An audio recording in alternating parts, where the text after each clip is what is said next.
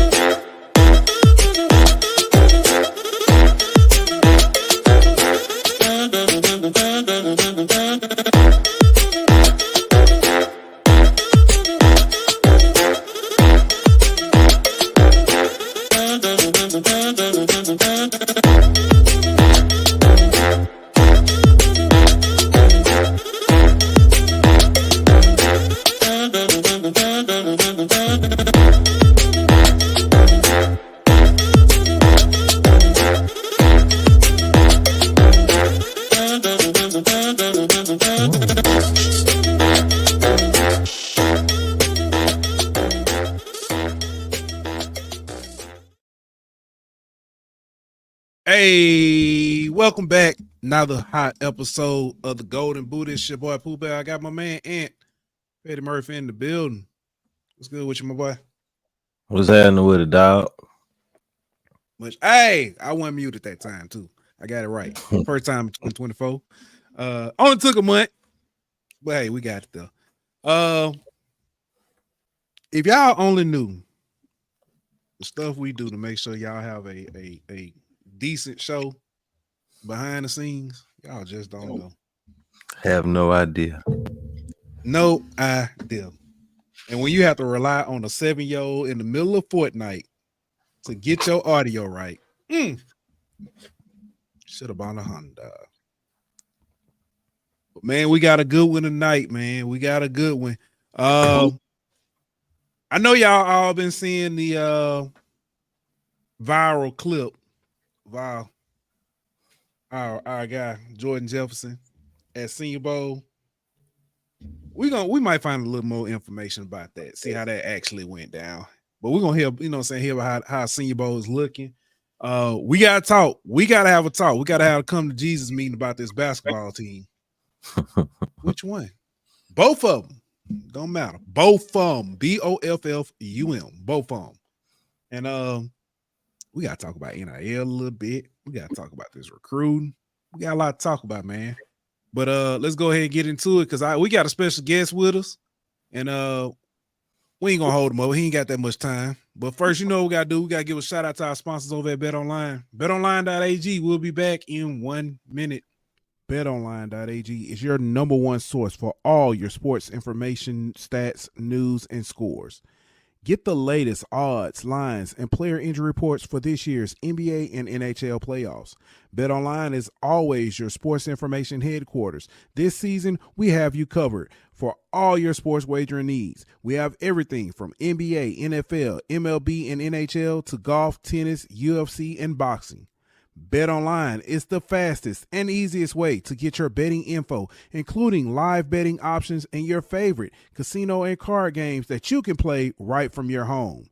Head on over to betonline.ag today or use your mobile device to get in on the action. Be sure to use the promo code BLEAV to receive your 50% welcome bonus on your first deposit. BetOnline, where the game starts.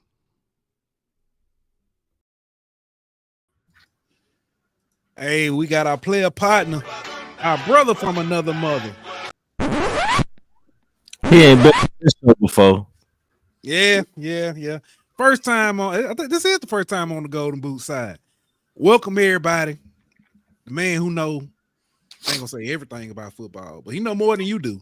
So especially about FCS. Yes, sir. Our good man Zach McKinnell, FCS Football Central on Sports Illustrated. What's good, my guy? What's good, guys, man? Appreciate y'all having me on this show, man. I feel like I've been locked out of this side. I finally kind of broke through and got on both shows, man. So I appreciate y'all. I appreciate you joining us, dog. You always make time for us. We appreciate that. You know what it is, Zach. I ain't gonna say somebody be discriminating.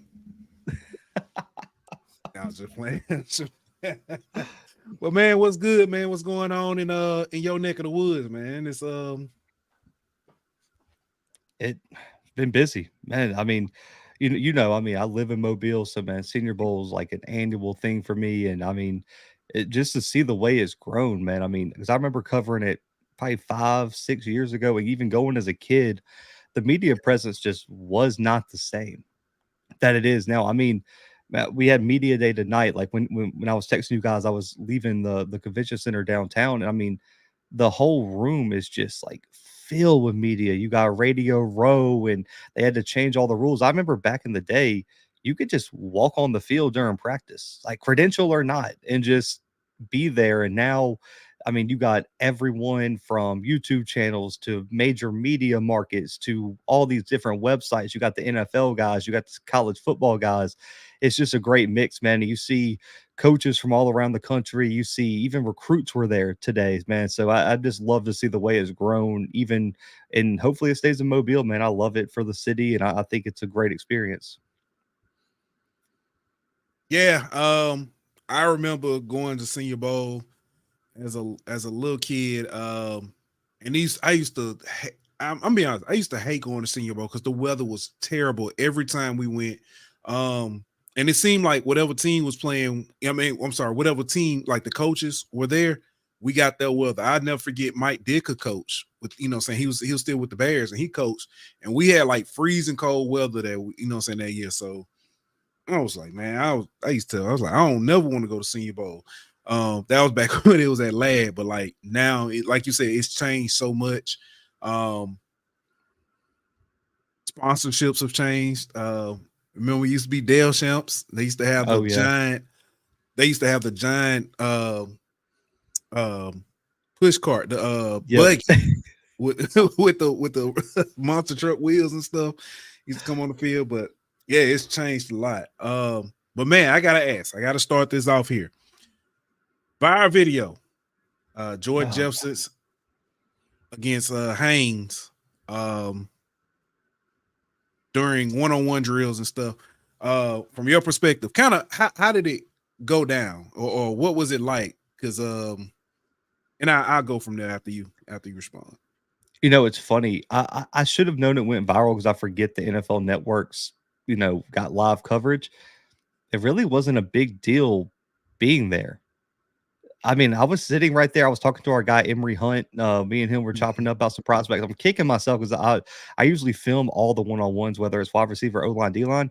Wasn't filming that one because I was talking to Emery about some FCS guys. And, everyone just kind of was like, oh, fight. And then it was over. And we just went on to the next rep. And I'll say this. It's like this every year. And you guys have been around practices, been around all-star games. Going against the same guys, top-level guys, rep after rep after rep, you get frustrated, especially if you're not winning a rep, especially if the guy's hitting you a little bit late, because at the end of the day, both those guys, especially the kid from UConn, is trying to prove he belongs on that level. He sees the LSU helmet and he's like, man, if I go whoop his ass, guess what? I might get some calls later. Because the logo on the helmet matters in perception in terms of like watching the drills and stuff like that. And it's been chippy all week, man, from the first day, because the offensive linemen are always they're taught to quote unquote finish the block. And as a D lineman, you get tired of people hitting you a little bit late or giving you the extra shove or trying to pull you down. And at the end of the day, I just think the temper kind of flared. And I think once he threw the helmet, you saw it was over. They both walked away because they knew it just went a step too far. And it was just that split second of like, bro, just get your hands off of me. Stop grabbing me. Stop touching me. And we've all been there. I played offensive line. I know what it's like. And I know how we're taught. You play till the echo of the whistle. And it frustrates D linemen. And you get that flag sometimes. And I understand why he was frustrated. I'm just glad nothing came of it. I'm glad there were no punches thrown. Because when at first I saw him throw the helmet, I was like, I didn't know if we were going to have another Myles Garrett thing. I didn't know if he threw the helmet at him. I'm just glad nothing serious happened, man. It really wasn't a big deal. I think that's just two elite football players just getting a little competitive. And it's what, day 2 of practices, bro. And also the defensive tackles are not as deep as edge rushers. Like when you're watching the rotation, there's a lot of linebackers practicing with the edge rushers. There's a lot of DNs practicing with the edge rushers. So they rotate out every 5-6 snaps, maybe. Those two tackles are not as deep. So you have to have way more reps inside. And there's not a lot of guys playing center either. So you go against the same guys over and over. It's not a big deal, man. I know why it went viral, because everyone needs something to talk about. I think that's just football at the end of the day. Yeah, I know a lot of people were saying that that's a red flag and you don't do that during senior week with scouts there and all that. But I mean, we've seen guys, as a Saints fan, one of them, Trevor Penning, kind of got famous at that little nasty mean streak that he showed at the Senior Bowl. So it's kind of like, if it's good for one side of the ball, it's good for the other side of the ball to kind of show a little bit of fight and kind of show that little mean streak after the play. So I think people were over exaggerating a little bit, and that happens, like you say, that happens whenever you go one-on-one against somebody that many times. We see it at the high school level at these All-American camps and things like that. So it's nothing different. I think the thing that caught people off guard was him throwing the helmet, because the way they were, I don't know how it looked on TV. I've only seen kind of like 1 or 2 replays of it. There was like a circle of people behind where he threw the helmet. So I think that kind of the outrage was, why are you throwing a helmet into a crowd of people who had nothing to do with it? I think if he would have just ripped his helmet off, nothing would have happened. But I think it was the fact that he threw it in the direction of people standing there, which are the scouts, by the way, sometimes. That probably caught him off guard. But I don't think any team who was thinking about drafting him is not going to take him because of a practice skirmish. Yeah, that was kind of my next thing, because that was the first thing people say, oh, it's a red, like Ant said, it's a red flag. No team's going to draft him. He's going to the XFL and stuff like that. And I was like, oh, it's silly. And then somebody was like, oh, he got beat on the rep. He's mad. And then I was like, I watched it back, and the first thing I thought was like, he pushed, the guy into the simulated quarterback's lap. I don't think he may not have made the play, but in a game, that's big. That's generating pressure. I also want to say, the kid from UConn, I've seen some of his other reps. He looks good. Yeah, the kid's legit. Which brings me to my next question. Some of the unsung heroes that are at Senior Bowl, people that, so some of the kids that people aren't talking about. I know you cover FCS, so you get to see a lot of these guys throughout the year. But who are some of the guys that people aren't talking about but are making a name for themselves? It's kind of tough, because if I'm not mistaken, there's 5. I hate the word small school, and we can get into that, but I hate that word. And you got the kid from Virginia State, you got 4 FCS guys, and I think that's it in terms of sub FBS guys. Dylan Lobby has been the star of the week, regardless of whatever level these guys want to play at.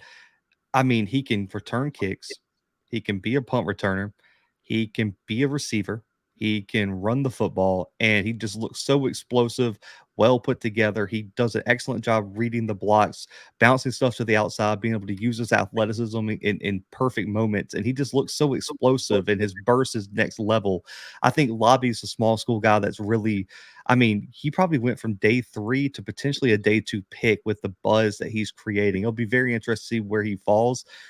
Isaiah Davis obviously came in as like the top FCS guy. He's running back, South Dakota State. He shined more today, especially in pass blocking and some of the scrimmages they did. But he's a guy that I don't think is a practice player. Does that make sense? Where he's not going to be the practice star, but when y'all suit it up for real and it's time to go, he's going to shine. And Ryan Flournoy made him some money. Semo had a big day 1, didn't really pop off the page day 2. I think a group of 5 guy who's not listen, guys are talking about him. Let's just put it out there. I'm not bringing anything new here. Mitchell from Toledo at defensive back. I was just about to ask you about him.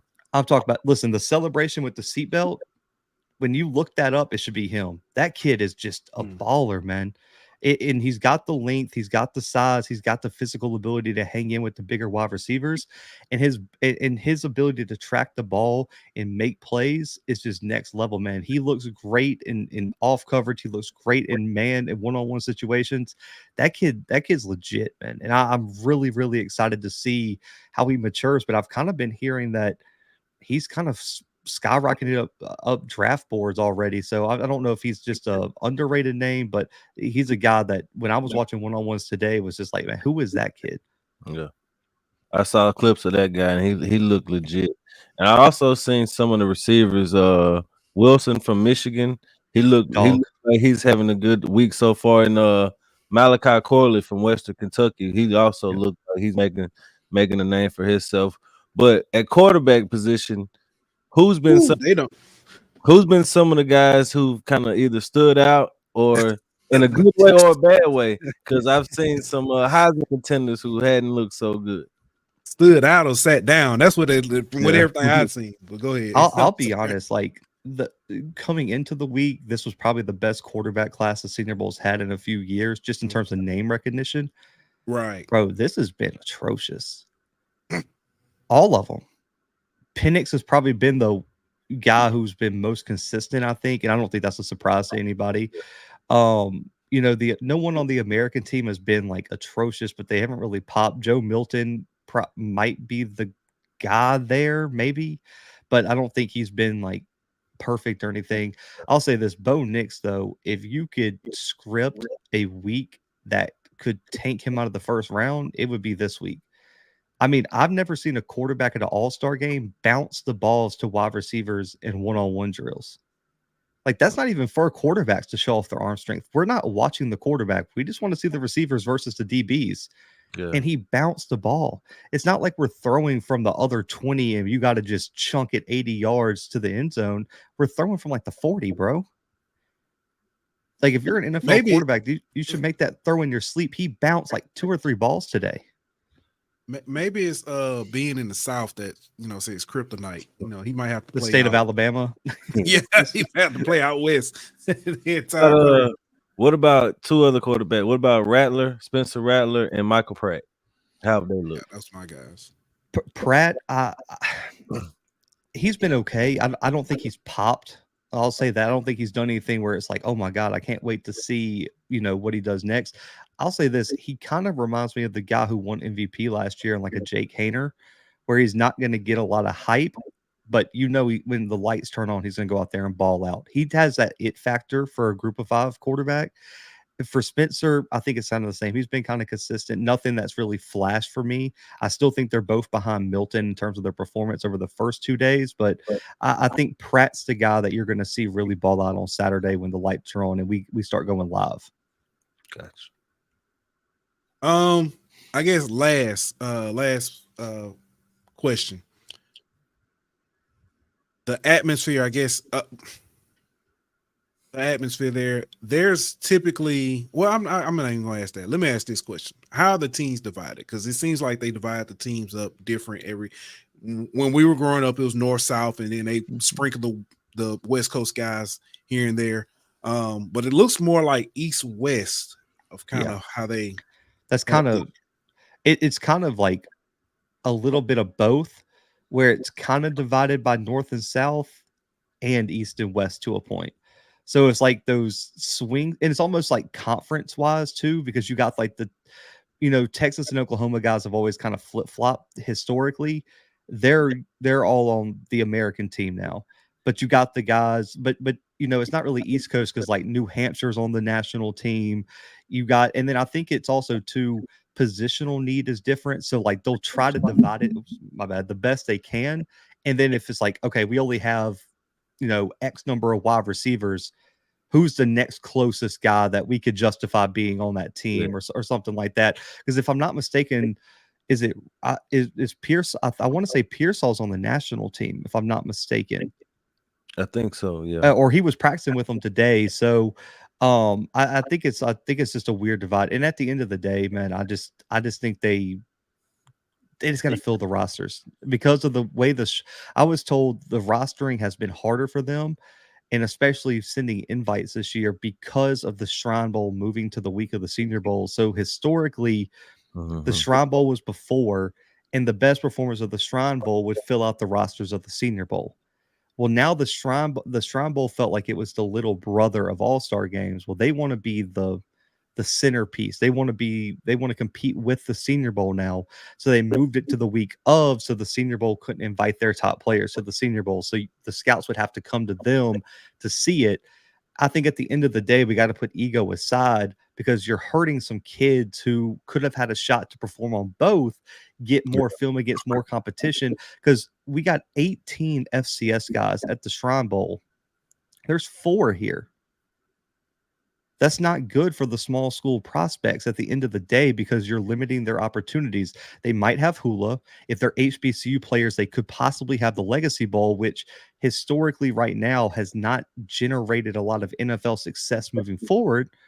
Or they could go to what the CSG game or one of those, way too early bowl games, which historically haven't been super great. The key to the NFL is Shrine Bowl, Senior Bowl. They need to separate, and even if the Shrine Bowl wants to go 2 weeks earlier, whatever it needs to be, or go after the Senior Bowl, I don't care. We got to get more opportunities for small school guys, especially if we're going to have freaking 7th, 8th year seniors taking spots from guys who historically were smaller school guys. And I just think there's just like this log jam of NFL prospects right now, and it's killing these smaller school guys who feel like they have to now take a grad year or transfer to an FBS program to get that opportunity. And it's not good for the health of some of the small guys feeling like they have an opportunity to make it to the next level. Yeah. Last question before we let you go. What do you expect for in the game Saturday? Man, I think it's going to come down. It always comes down to quarterback play. Like there's always that quarterback that just shines, or even a running back. I think back to old Penn State running back, man, that played for the Chiefs, and I'm blanking on his name. Larry Johnson. Yes, I don't know. You guys remember? It was like when he was coming out, man, took over the game, and the North team. Yeah, the North team dominated because of him. I think in terms of skill position talent, I give the advantage to the national team a little bit. Roman Wilson's been balling out. They got Lobby and Isaiah Davis out there. I think even though they haven't played well, I still think they got the better quarterbacks. I don't know how much Nix and Penix are going to play, though. That's the one question mark I do have. But I think also, too, it'll be very interesting to see offensive and defensive line, because I think there's going to be a lot of aggression taken out. I will say real quick, Tyler Gooten for Oklahoma, or Guyton, Center, I don't know how you say it, the offensive tackle. Listen, you guys know I'm a big O-line guy. That kid is amazing. Just a shutdown guy. He's like 6'7", 320, and can move, and he's physical and got great hands. Man, that's a guy that I think a lot of people might be looking at potentially to make a move to late first round, maybe early second, something like that. I mean, that kid's balling right now and has the size. So I'll be very interested to see what Tyler does moving forward out of Oklahoma. Zach, as always, appreciate you, my guy. Hey, appreciate you guys, man. Anytime, man. Like I always say, I always make time for y'all, man. Y'all do a great job on both y'all shows, man. Appreciate y'all. I appreciate you, brother. Appreciate you. Hey, y'all go check him out. That's Mr. Zach McKinnell of FCS Football Central. What's Illustrated, man. Y'all go check him out. I ain't get to put this comment up, but this is grade A trollery by our good man. He said, "You mean Bo Nix isn't good when he's having to actually play quarterback and not having his receivers do all the work on 5 yards or less screens? Color me shocked." That's what it looks like, man. Yeah, that's funny. That is hilarious, man. Listen, I like it. I might actually pay a little bit more attention to the Senior Bowl this year. We forgot to ask about our guy Charles Turner too, man. Did forget to ask about Charles Turner. But man, let's I do want to talk about, speaking of O lineman, I want to talk about the secret weapon, man. Brad Davis. Yeah. Brad Davis is the secret weapon. I did a little digging today. I ain't even get to the part where I started looking at the guys he's brought in recruit wise. But Brad Davis, his effects on the offensive line in 2021, his first year, LSU allowed 38 sacks. In year 2, that went up to 45 sacks.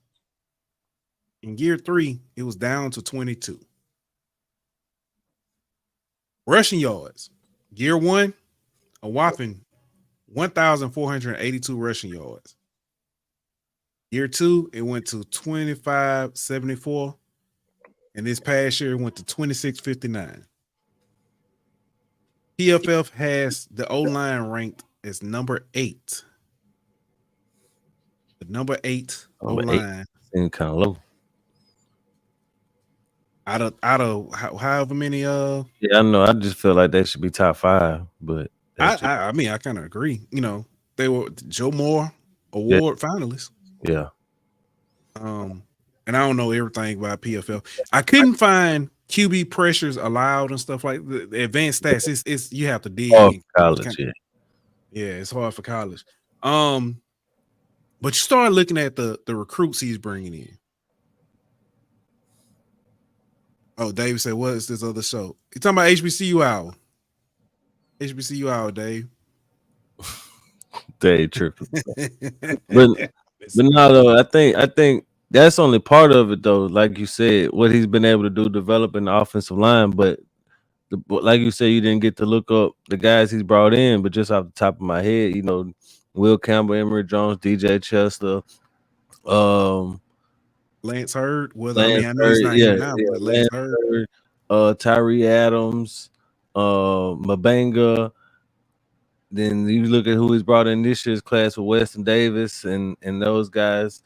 I mean, then turn around and getting a 318 commit this week and Devin Harper from Calvary, who we'll talk about in a second. But man, he building the wall of Louisiana in more than one way. You know, he building a literal wall around Louisiana, keeping all the in-state offensive linemen here, Joe Cryer and those guys.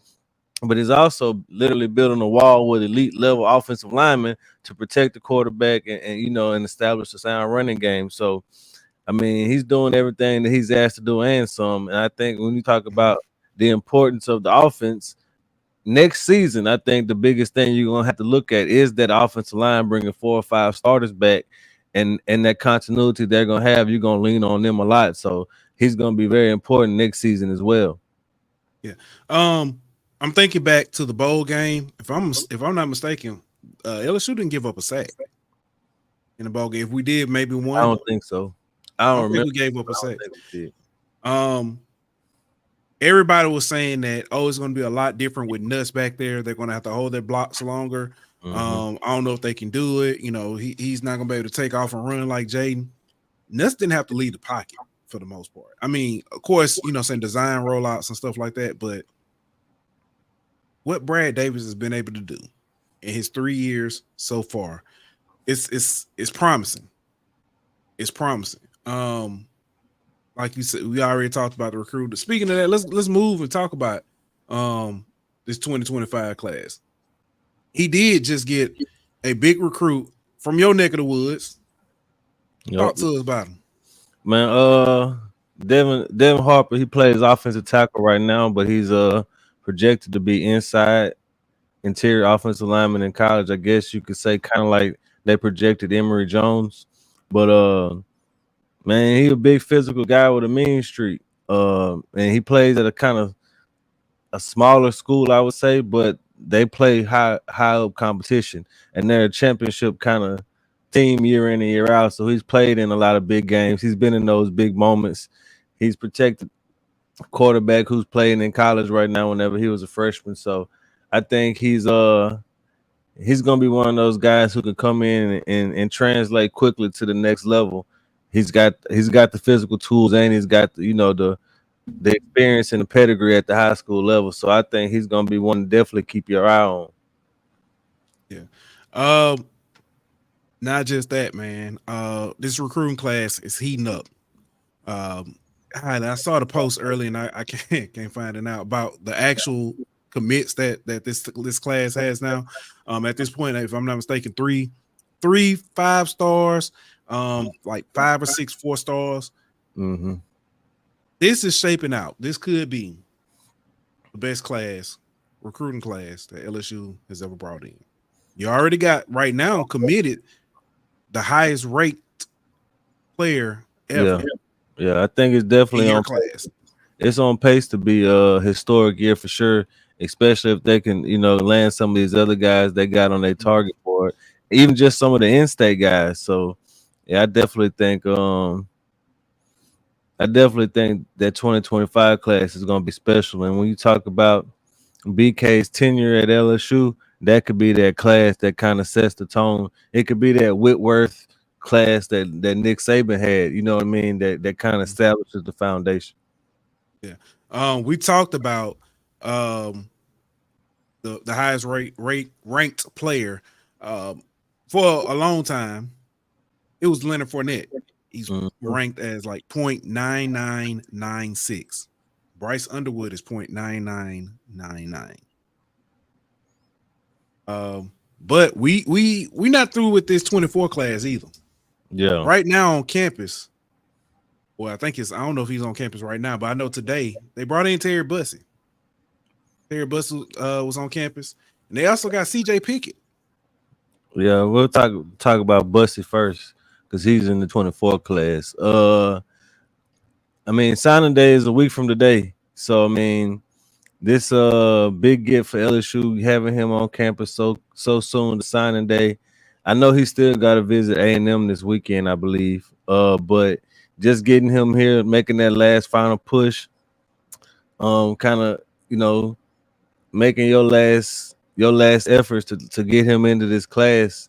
I mean, it's huge that you had that opportunity.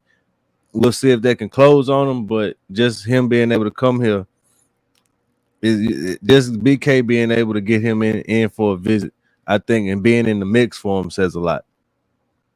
Right. Huge get. I've been preaching and yelling because every time a name pops up, LSU fans, hey, we need to get him. And I'm like, listen, I don't want to hear nothing about it unless it's a D lineman or maybe a running back. I don't care to hear nothing about it. But Bussey is one of those guys. You got to make an exception to that rule. He's a guy you definitely want to get in your class, even if it's from the standpoint of you want somebody there who, from the optics, you can lock down the state. Say we got the best of the best in this class, and you know what I'm saying, and they're going to step on the field and perform for us. That's what you get in a guy like Bussey. You can't let that opportunity pass up. Yeah, he's such a special weapon, man. He can play running back, receiver, DB.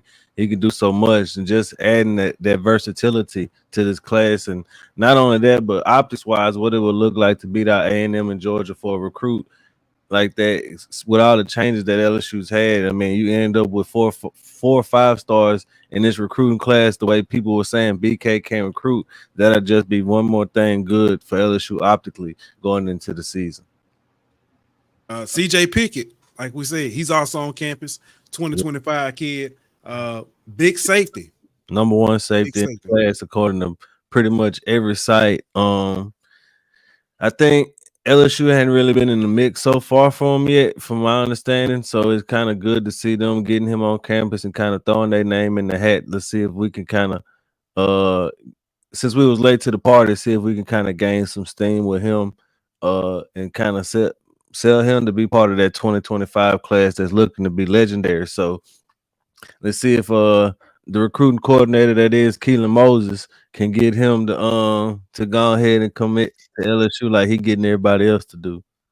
Man, listen, that kid Keylan Moses, he got a future in football ops. You know, when he's said and done with his playing career, you might have one now. You might have one now. They still let athletes have jobs on campus. Like, that's true. That's gonna be his job on campus, recruiting coordinator. Man, that dude is. It is funny because he said some crazy, like he made the statement, we're gonna be better than 2019 team, and it's like, all right, ha, you know what I'm saying, kid, don't get ahead of yourself. Yeah. But when you start looking at like the way he is, like a lot of kids come in and say, hey, I want to be the guy for this class that helps bring together. When you look at the work he's doing, how he's that lightning rod and kind of galvanizing all those kids to come. Yeah, it's hard to debate that he's not that guy for this class. Yeah, and I think the fact that he's MBR helps a lot. You know what I mean? Anytime somebody comes on a visit, even like midweek, like Bussey, you know what I mean, he can pull up to campus and he can be there to help, sell that pitch to him. So I think he's gonna be huge for this class, and he's paying dividends already. Yeah, and Jared with the correction, appreciate you, Jared. He said, could be the best ever, not just for LSU. Yeah, I mean, I'm all for it, man. Let's make it happen. Definitely all for it, man. I'm looking forward to it. Signing day next week. Go ahead, get all this class finished up. See if we can steal old Bussy from the grips of the That's a badass. the maroon guys. And I got a question for you. What up? We hear people talk about NIL all the time. We've heard the rumor, the myth. LSU's behind the NIL. Mm-hmm. When it comes to NIL, Mm-hmm. question I got for you. All the players that LSU has lost for the reason of NIL, Mm-hmm. can you name some that have panned out?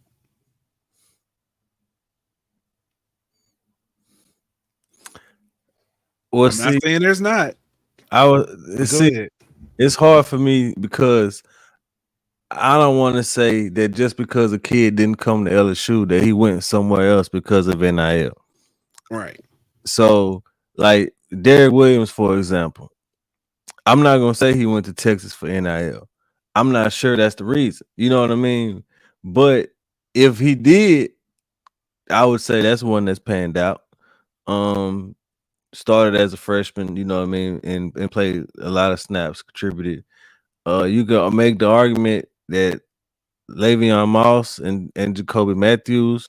We know Le'Veon. I'm just saying. That's what I'm saying. I'm not every kid who went somewhere else went for NIL. But if you're saying any kid who didn't go to LSU and went somewhere else, I would say Le'Veon and Jacoby Matthews could fall into that category. But most of them, I would say that we've quote unquote missed out on. The jury is still out to see whether or not that they're going to be what they claim that what we think they're going to be. I agree. When this question is asked, every time it comes up and it's said that saying, hey, we couldn't compete with this guy due to NIL reasons or whatever. We couldn't pony up the money. We lost him to the oil schools. We hear that a lot. But when I asked that question and you start thinking, it took you a minute. I mean, you could name some guys, but it wasn't that whole 30, 40 kid list like we hear for everything else. Yeah. I mean, Kendrick Law could be another name that you could throw out. He hadn't been great, but I mean, he's played significant snaps at Bama for them. So, but I mean, you're right though. The list ain't very long. But most of the jury's still out, like Lance Hurd, jury's still out on Tackett Curtis, people like that we missed out on. I would say the jury's still out to see what they're gonna be. Yeah. I completely agree. I like the idea of saying that, when we missed out on the kid, we missed out for NIL reasons, because that makes you, at least it makes people comfortable in saying that it's not LSU. LSU is, saying it can sell itself. Yeah. It's money. I think that's what makes people comfortable. Yeah. But when you look back at it and you can say, not necessarily every kid that has come here has worked out and had the best, but when you look at the guys we've got have competed. Since BK has been here, every guy we've got on this roster has been at a point where they've contended for something, whether it's to win the West, potential playoff. Fell short, of course, both years. Fell short early this year. But you still had, you're in the running. And that's something else that I think, we can market and sell as a school, as a program. You're in the running. And now with the 12-team playoff. Yeah, you should be in the running every year. Yeah. I'm with you. All right, man. I guess now time for an uncomfortable conversation. Well, at least uncomfortable for y'all. It ain't for me. But uncomfortable for who? Yeah, it ain't for us. We ain't did altar call in a long time, but men and women basketball team come to the front house. I ain't even gonna talk about the men though. Like, so And the reason I say the men, I feel like the reason is not necessarily the same, but a similar issues on why Damn, I just Craig, lost it. Craig said, I think Hurd, it's Tennessee. He said he meant Tennessee. He said, I think Hurd went to Tennessee because he wanted the blind side. Yeah, that's the rumor. And they're Tennessee supposedly moving their left tackle to right tackle so Hurd can get that left tackle spot. Yeah. But back to this. Men's and women's team. They're not the same situation, but they're similar. Men's team beginning of the season up and down. They showed promise, but they were up and down because of guard play. Mm-hmm. They kept saying Jalen Cook was down, so Jalen Cook gets help. I mean, is eligible to play. He starts playing, and the team does look better. But I still think there's a point guard deficit there, a facilitator deficit that's hurting your team. Jalen Cook he's a great facilitator, but he's also more of a take over the game, shoot first kind of guy. Mm-hmm. Hannibal is a pass first type of guy, but he's very turnover prone. Mm-hmm. Now let's look at the ladies' side. We've said several times you led this rebellion in the beginning of summer. And I want to caveat by saying it's something I did want to say. But Haley Van Lith has become the scapegoat for LSU women's woes. She is not the issue. Let me pray. She's is not the sole issue. There you go. She was put in a bad position where she was brought in to be something she's not. Mm-hmm. She is a great athlete. I think she can do some good things. This team, the scheme is not set for that right now. I think if she had came in, she's playing us on side A, Kateri Poole, it might be a little different because now she can play off ball. If Velez was trusted more, had more minutes, more experience and stuff, they can play side by side. It might be a different story because, again, she can play off ball. But now you've got her running the point or trying to run the point, and she can't get her shots up so she can contribute her best skill attribute. I mean, her best skill set. And also you having her do something that she just looks uncomfortable doing. Yeah. I mean, we've discussed this ad nauseum at this point. I mean,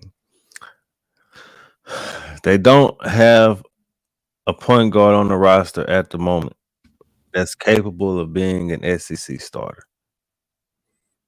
I mean, that's not no knock to Haley or Poa or nothing like that. I'm just based off what I see, that's my analysis right now. They don't have a guard capable of being an SEC starter. I mean, with Haley, I think the speed of the guards in the SEC have been a problem for her.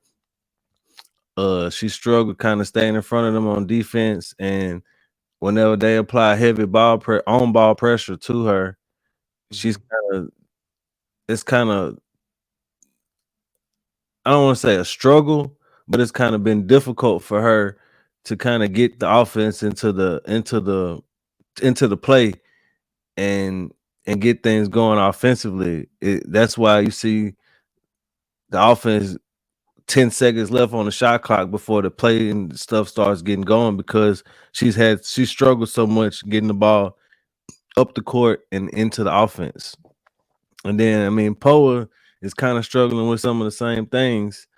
As far as on ball pressure and getting into the offense, they're both kind of turning the ball over a little too much. But at least Poa gives you something on the defensive end. The problem is she doesn't really give you anything on the offensive end, which hurts you while she's in there. whoever's guarding her helps off of her and it's easier to double Angel or Nisa or whatever the case may be whenever Poe is in the game because of her being a lack of an offensive threat. I'm not saying it's because she doesn't have the ability to be an offensive threat. She's just shown the reluctance to do so. So I mean, I think I think I think this team is what it is at this point, bro. I mean, there's really no magic answer that you can put into the game to make everything go away. I don't even know how much pool being available would make a difference because of some of the same problems that I just said, speed, turnovers, and things like that. So I think this just was I'm not gonna say poorly constructed team. I just think it was a team that was constructed with a weakness, and that weakness has been exploited in SEC play. And another thing, the thing that stood out to me the most in the last three halves, or they don't play halves no more. So like the last 6 quarters of basketball for the LSU women, is it's like so difficult for them to get a good look on offense. I mean, if you look at the second half versus South Carolina was getting wide open, good looks, and everything LSU got was contested or it was forced up or it was a quick bad shot versus what South Carolina was able to get. And then when you look at this last game, they just same situation. I mean, they really didn't have anything easy. Everything seemed forced. Everything seemed to be like Angel trying to do it on her own, or Michaela trying to do it on her own, or Flage trying to drive 3 people. It just didn't seem like they could get anything easy. And I think part of that is because of the guard play that they have. So I don't know where you go from here at this point if you're LSU, bro. I mean, you are who you are. You just gotta try to win in spite of your deficiencies. Yeah. Poe, I said she's snowballing. And what I mean by that, we all know when a snowball rolls downhill, picks up steam, just keeps rolling. It seems like she is now in the mental part of the game where she makes a mistake and then it's like she know I'm finna get pulled. It's like soon she's like I'm getting pulled, and then it's like it's over. She's out of the game at that point. I don't think this team is. I don't think this team is a failure. Well, one problem, they are suffering from our expectations. It's hard to repeat. Whose expectations? Fans. Okay. Because I didn't expect them to be. But a lot of people expecting them to repeat. Yeah, I didn't. They're suffering from fans' expectations. They've only lost 4 games. Mm-hmm. They're still predicted to be, I think, a 4 seed right now. They could improve upon that, but it's a lot of season left. It is. It is. But at the same time, though, it's only going to get harder to win as the season continues. You know what I mean? When team now everybody knows your weakness. Now everybody has seen multiple people exploit your weakness. You know, whether it be Ole Miss, Auburn, South Carolina, you know, they've struggled with a lot of teams. So when everybody has the blueprint to how to beat you, and just about everybody in the SEC has that blueprint in the terms of they have the quick athletic guards and things like that, then you're gonna see a lot of teams give you tough games. Not to mention you're the defending champ, so everybody wants to knock you off anyway. So I think that they got a lot of season left in front of them. I'm not saying the season's over by any means. All right. Yeah. But I think like we're gonna continue to see a lot of the things we're seeing now because of the way this team is constructed. I still think that they can make a deep run in the tournament. I still think they can make the Final Four, and it wouldn't surprise me if they're in the championship game. But the way this team is playing right now and the way they're built, it's going to be very difficult for that to happen. This is 2010 Alabama. 2009, they beat Texas in the championship game. The next year, talent still, a lot of that core is still there. It looks like they could possibly repeat. And lo and behold, the team that beat them first was South Carolina. So that's kind of ironic. I mean, South Carolina wasn't the first team to beat this LSU team, but I'm just saying that's kind of the team when it happened. It's like, maybe they're not ready this year. Yeah. So, and that's kind of how I'm looking at this team. I think they got the core there. They may not win this season, but I think they got a good chance. I think they got a good chance to build off of. A lot of lessons learned. Man, you sent me something earlier though, in regards to women's basketball.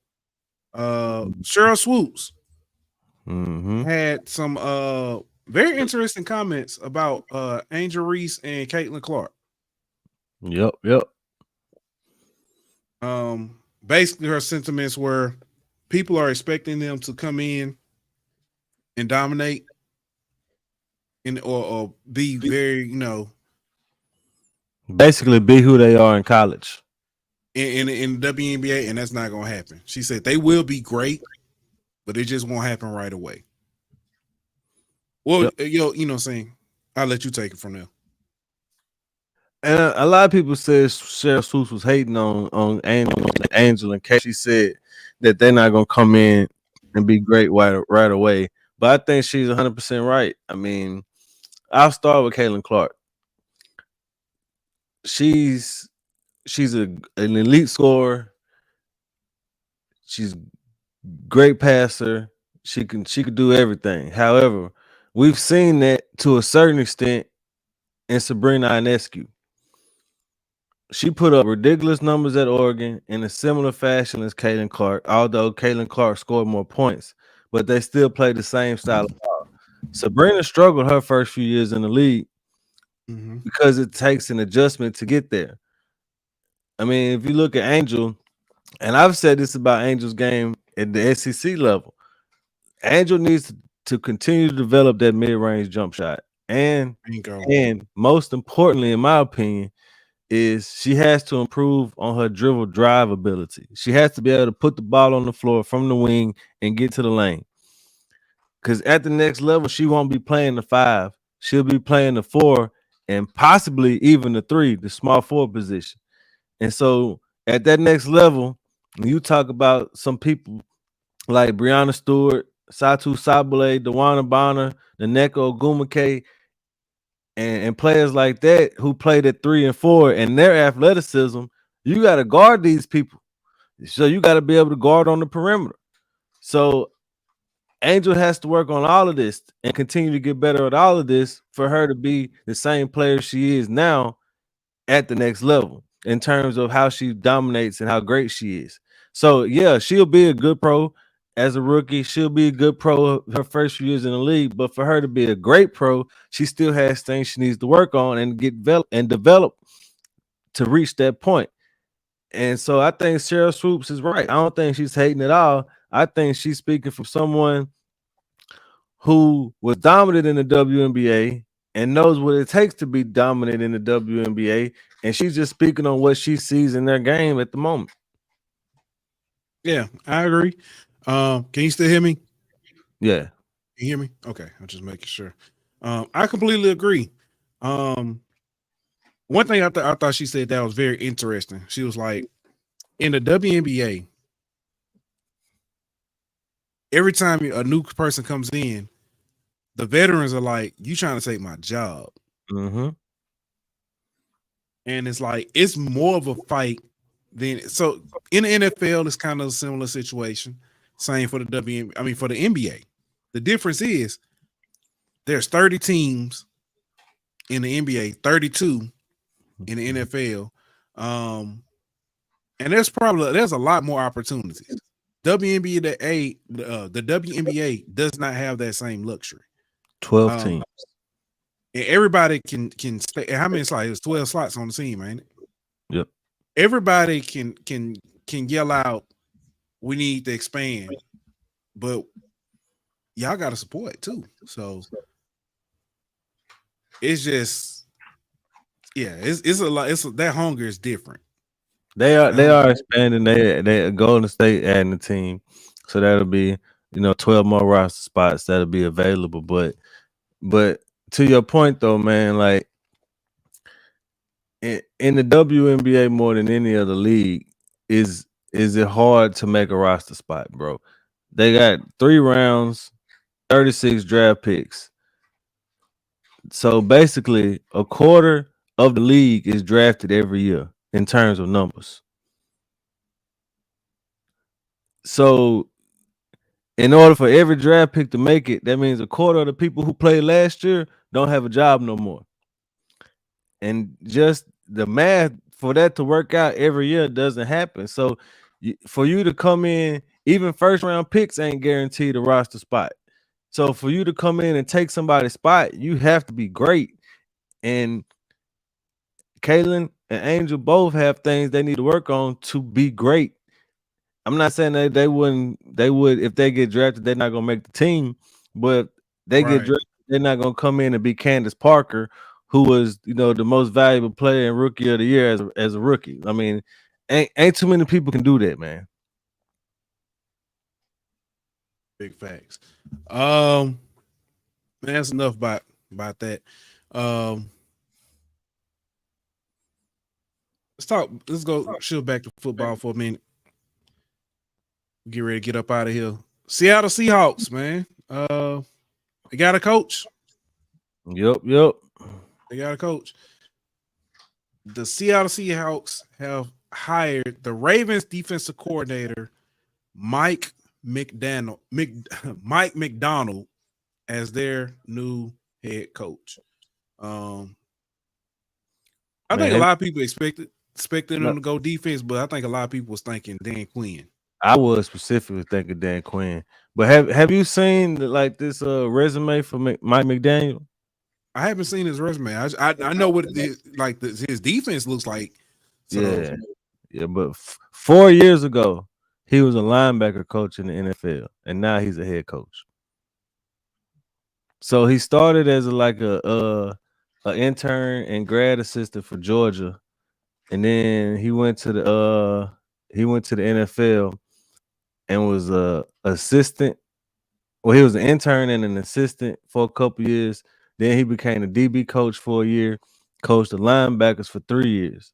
Then he went to Michigan for a year as the DC, and has been in Baltimore for the last 2 years as the DC. And now he gets a head coaching job. He's 36 years old, bro.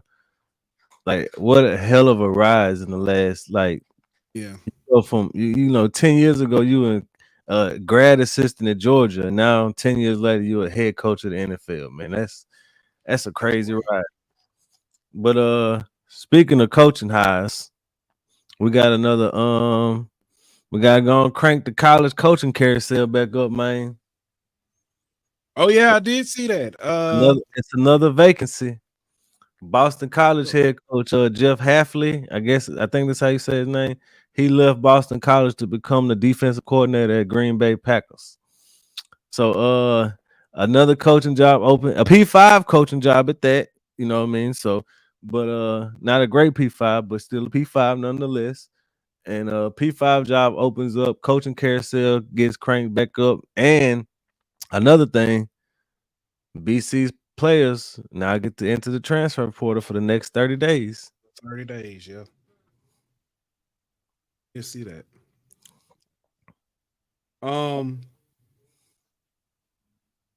He did, because I was looking. He has, if I'm not mistaken, he has gotten BC to a bowl in 3 of the last 4 years. Yep. And they just beat Miami. I'm sorry. Pretty successful Who team. they just beat in this bowl they just recently had? I can't remember. It was a good game. But just making a bowl game in BC alone, it says a lot. Mm-hmm.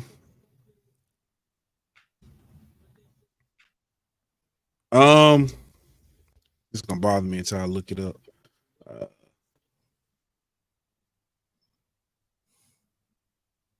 Football. They played in it because they played in one of them games up north, like the Pinstripe Bowl.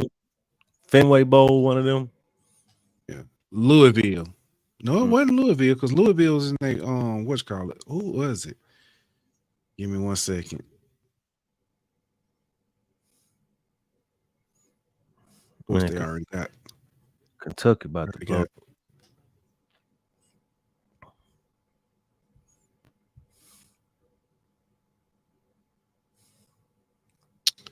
SMU. SMU. The AAC champion is SMU. Who will actually be in the conference with them next year. Yeah.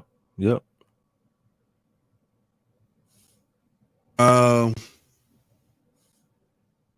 What day you talking about? Is it other news? The pink one is gone. It's still going. I have no idea what he's talking about. Pink one is still going. Oh, the pink one is still going. Must be talking about the pink what? Talking about Dennis Allen. Some tell me he. Oh yeah.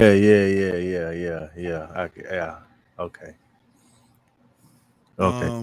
Now. Also, saw this came up today. Devin Haney's camp. They reached out to Tanks. They reached out to Tank camp. Said they'll take the fight if he can get the same deal as Ryan Garcia. I believe it when I see it. I also saw that Shakir Stevenson said he was from boxing. I believe it when I see it. You said what? Shakir Stevenson said he was retiring from boxing. Man, I believe it when I see it. Why ain't retiring? What up, Josh, man? Appreciate you tuning in, bro. Yeah. It was good, Josh. Yeah. So I had he talking about you said Nicki Minaj. Oh. I had a bet, man. 6 legs. The first 4 hit. Kentucky, they in overtime right now. Bastards. And then UConn, bro. I need a UConn minus 4.5 in the first half. They won by 4. Nah, it was up by 1, man. Stupid mother. But I got an 11-leg NBA parlay, player props. And right now I got 1, 2, 3, 4, 5. 6 of the 11 have hit so far, and I'm 1 assist away from being 7 of 11. And the last game ain't even started yet. So let's go. They said, who y'all got winning the Super Bowl? Tune in Sunday. Taylor Swift. Taylor Swift go win because they gonna find a way to you know. I got a hockey parlay too. You'd be proud of me. Yeah, I would be proud of you, man. I ain't watch hockey like I wanted to. I took under 6.5 on everything.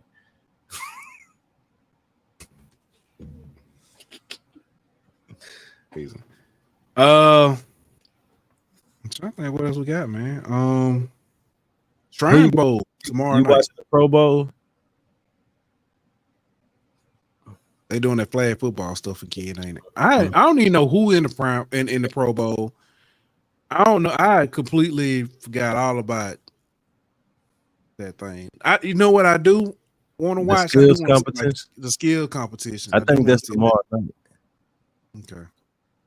Gonna be interesting. I won't mind seeing that. You know what I would love to see? I know they wouldn't do it. So somebody posted a clip. An old clip. Remember the TV show Pros versus Joes? Mm-hmm. I would love to see a skills competition versus regular people. No, college students. Some of the like the Senior Bowl guys and stuff like that. Oh, I would love to see, or the Shrine Bowl. Some, you know, what I'm saying, not necessarily, you know, but have them kind of the teams kind of split. Maybe like matter of fact, I got a perfect for you. Get like,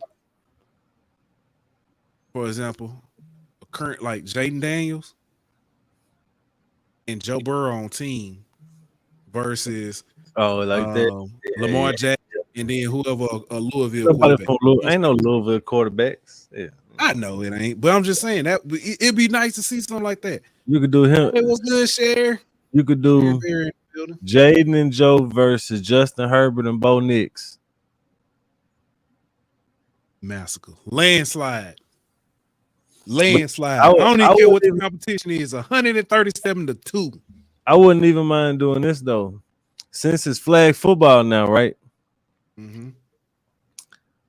Like, can we bring some of these older quarterbacks back and let them and some of these older guys let Dan Marino and Brett Favre be the quarterbacks. You know what I'm saying? Or something like that. Just to make it a little more interesting. Because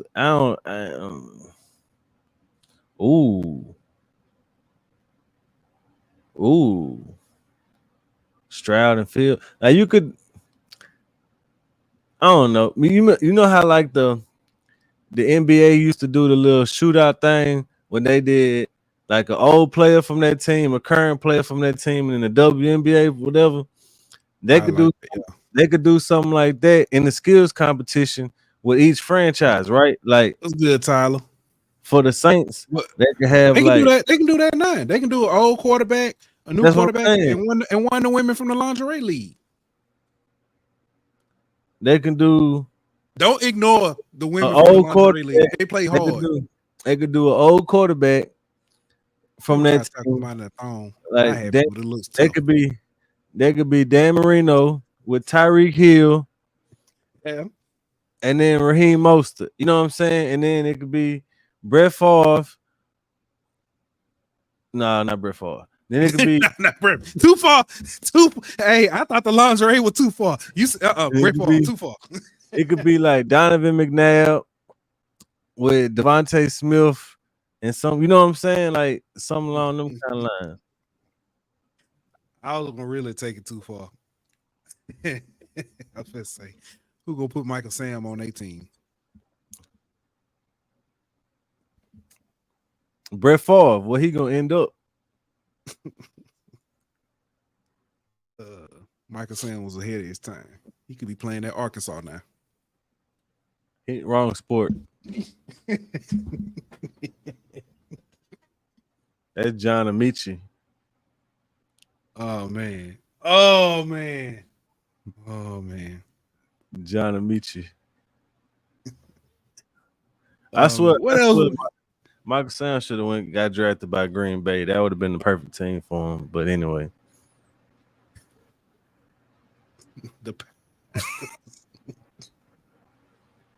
What a disclaimer. What a disclaimer. I'm just saying, man, they run that 3-4 defense. Expressed in the Golden Boot podcast are those of the speaker and do not necessarily reflect the views or positions of the Golden Boot podcast as a whole. He would have been good in that 3-4 defense they ran, man. That's all I'm saying, bro. Oh, man.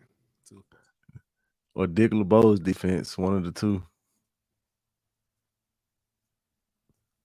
I think he would have went pretty hard for Dick. Paul. We gotta go. Oh man. The commentary is killing me. Oh man.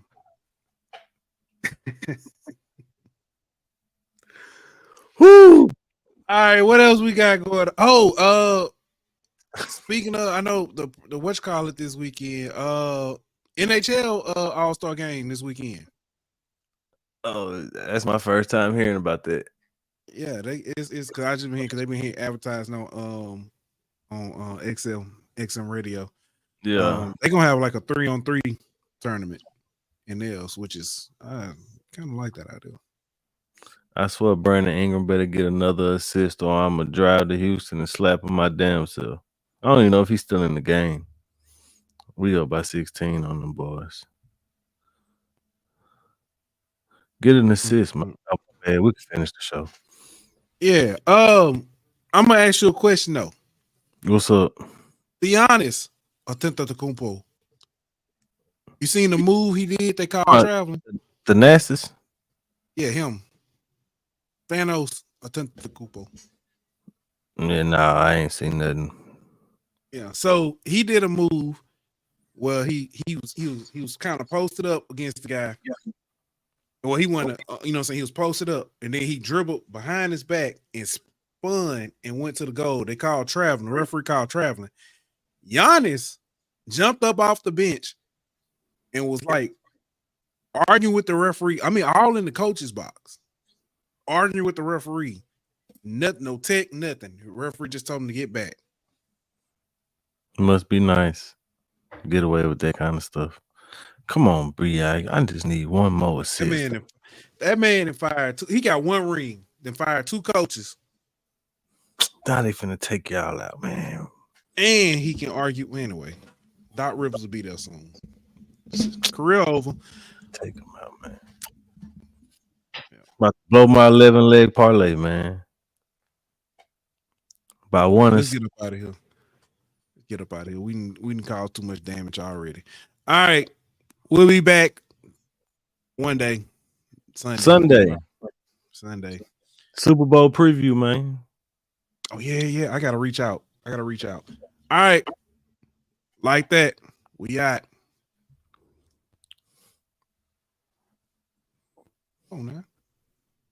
This show was presented by betonline.ag. Don't forget to like, follow, and subscribe on Twitter at Golden Boot. On Instagram at Golden Boot. On YouTube at The Golden Boot Pod. On Facebook at The Golden Boot Pod.